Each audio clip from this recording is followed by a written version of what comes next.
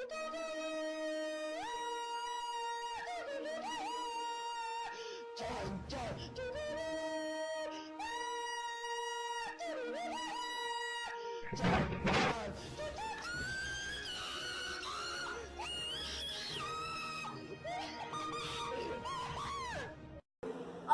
meu nome é Maria Eduardo, mas eu não falei tchau, é isso, bicho? Eita, quem sai da tumba! Esse processo de mumificação deu certo! Olá pessoal, agora falando sério, eu sou Algum Mago e estou aqui hoje para fazer uma análise da minissérie O Rei Tut de 2015. E para isso eu vou contar com a ajuda dos meus mumificadores Maria Eduarda Bezerra, Tayane Santos e Iago Guilherme. Mas antes, professor Reginaldo, dá aquele joinha no meu boletim, hein? No nosso! É que eu preciso mais. Após o seu pai ser assassinado, Tutankhamon é coroado rei, mas, para manter o poder, é obrigado a casar com sua irmã Anaxenamon. Por ser jovem, ele não pode governar sozinho, então precisa ser agenciado por 3 poderosos homens que, na realidade, planejam tomar o seu trono. Contra todas as expectativas, Tutankhamon passa de um príncipe inseguro e manipulado para um herói em um campo de batalha, cujo sonho é alcançar a glória do seu reino. No entanto, quando o monarca começa a tomar as rédeas de seu reinado e do seu próprio destino, é vítima de uma traição.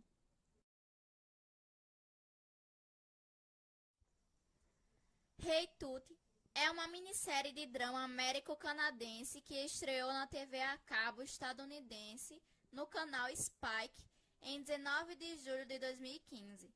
Essa minissérie de 3 episódios, baseada na vida do faraó egípcio Tutankhamon, foi produzida por Guy John Lautner, Irene Lindsky e dirigida por David Van Henk.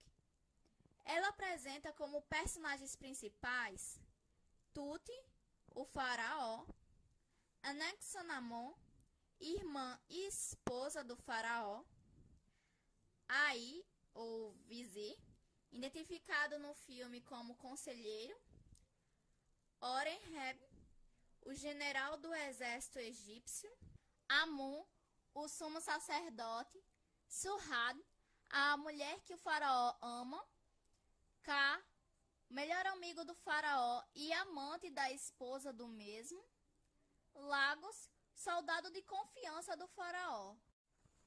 Embora esta obra admitisse falhas de incoerência histórica, ela teve uma boa recepção, rendendo ainda 2 indicações no Teen Choice Award, premiação que tem como foco principal os adolescentes.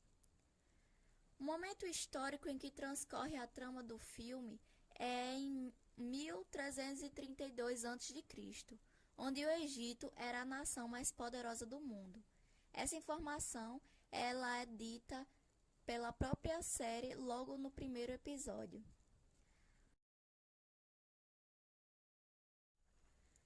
Foram observadas 2 mensagens transmitidas pelo filme.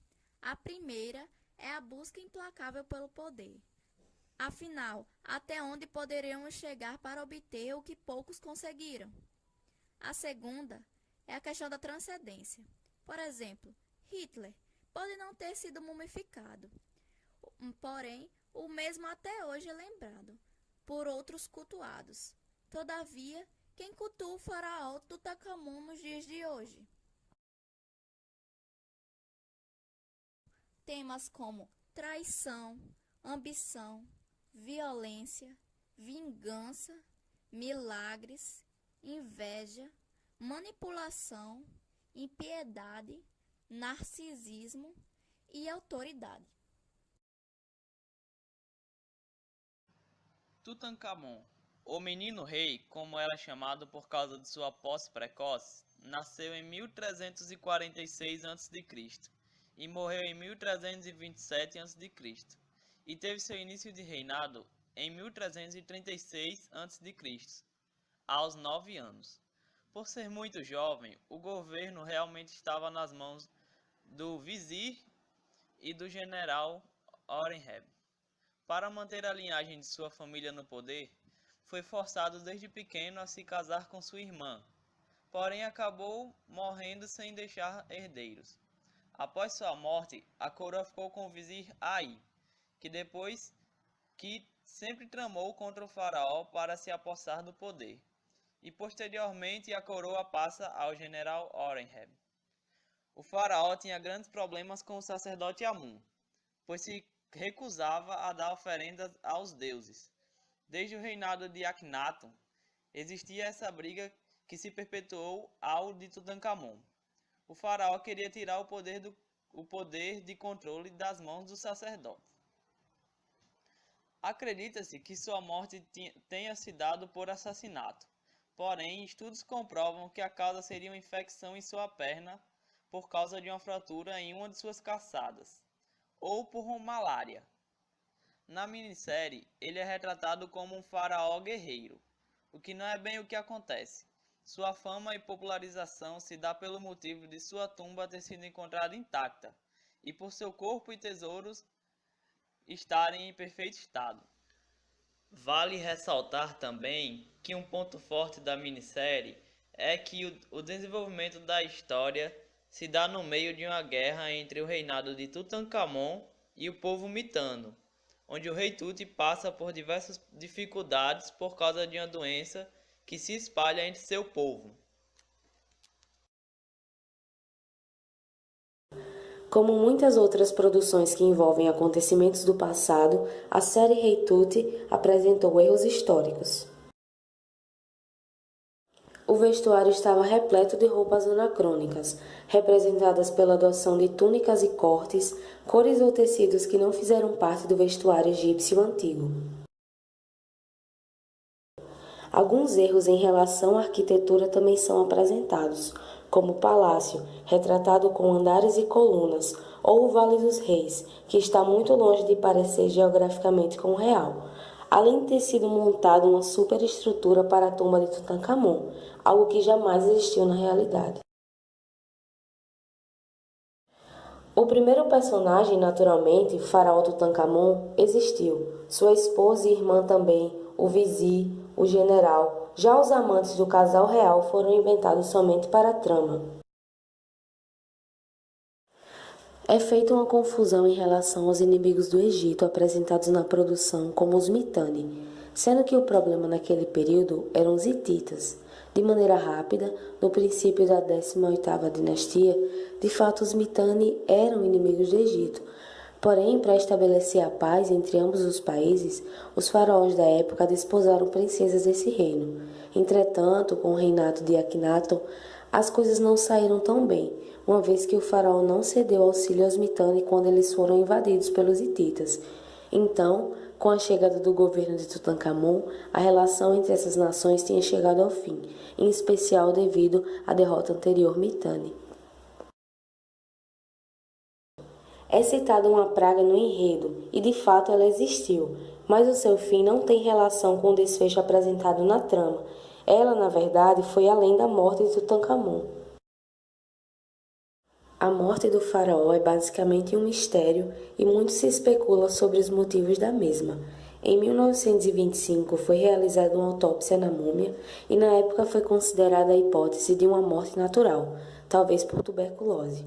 Mais à frente, em 1968, raios-x realizados na múmia mostraram uma ferida perto da orelha esquerda do faraó, que perfurou o crânio. Assim, uma morte por hemorragia foi apontada. Esta ferida poderia ter sido causada por um golpe ou um acidente. Alguns investigadores acreditam em um assassinato, que teria como autores o vizir ou o general, o que pelas confusões por poder na época é o mais provável. Mais recentemente, em janeiro de 2005, a múmia foi retirada de seu sarcófago e nela foi realizada uma tomografia computadorizada. Os novos exames descartaram a hipótese da morte por assassinato. E em novembro de 2006, tendo como base novas análises, foram apresentadas evidências que sustentam ainda mais essa teoria. E o osso encontrado no crânio seria apenas fruto de um erro, durante o processo de embalsamento do corpo.